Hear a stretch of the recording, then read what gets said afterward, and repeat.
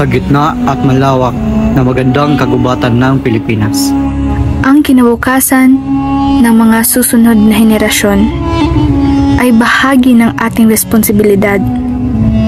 Tayo mga nauna, tayo na may lakas, tayo na may kakayahang lumaban, tayo makapagbibigay ng kalayaan na nararapat sa kanila.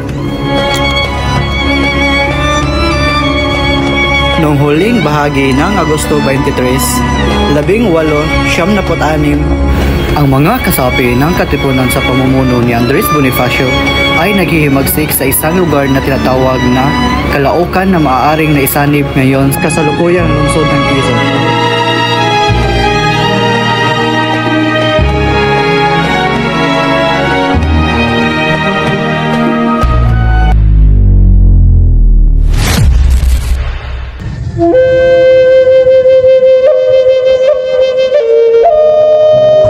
Mga kapatid sa Katipunan, hindi na tayo dapat manatiling alipin ng mga Kastila.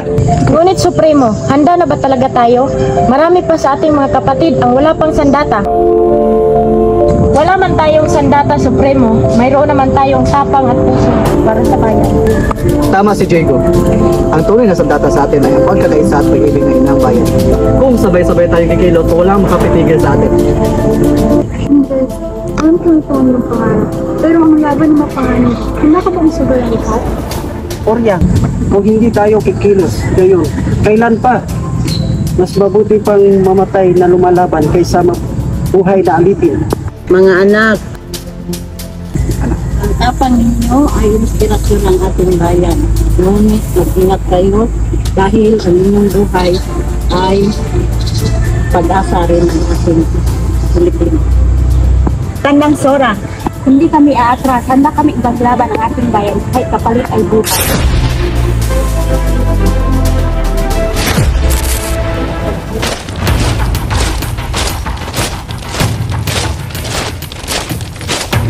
Ilang araw mula ngayon, kagabi ng 29, sisimula na natin ang revolusyon. Napakarami na ang naging biktima ng mga Kastila at mas marami pa ang namamatay kapag hindi natin pipigilan ang kanilang pang-aapi. Sa laban ng ito, isusugal natin ang ating buhay sa huli.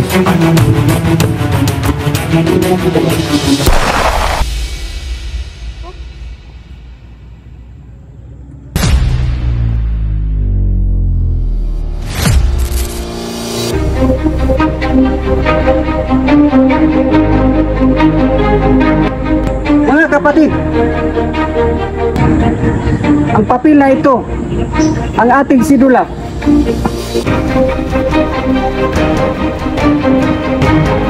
Tanda ng ating pagkalipin ng mga Kastila. Ngayon, ipakita natin sa Diyos at bayan na tayo'y malaya. Punitin natin ang ating sidula. Punitin ang sidula.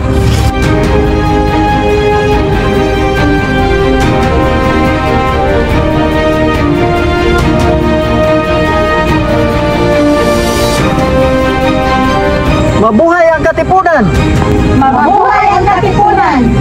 Mabuhay ang Pilipinas! Mabuhay ang Pilipinas!